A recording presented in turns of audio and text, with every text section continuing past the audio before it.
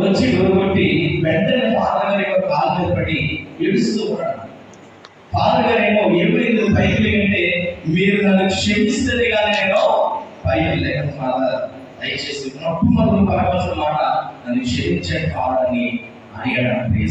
Father గారు ఆయన బాధ తట్టుకోలేక నేను క్షమించారన్నప్పుడు పైకి లేసి ఏడుస్తుందని చెప్పాడు. ఫాదర్ గారండి, మీరు ఆ రోజు నాడు ప్రసంగం చెప్తున్న సమయంలో నేను ఒక పక్కన దేవుని నామాన్ని గౌరవపరిచాను, నాతో పాటు ఇద్దరు కూడా గౌరవపరిచాను. ఆయన స్థానంలో నిన్ను కూడా ఇష్టస్థానంగా తిట్టాను. అయితే తిట్టిన వ్యక్తుల్లో ఒక అతనేమో కరెంట్ షాక్ కొట్టి చనిపోయాడు.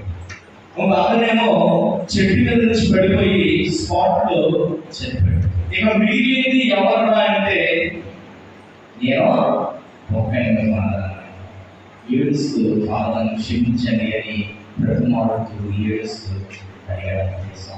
ఇది అమెరికా దేశంలో జరిగింది.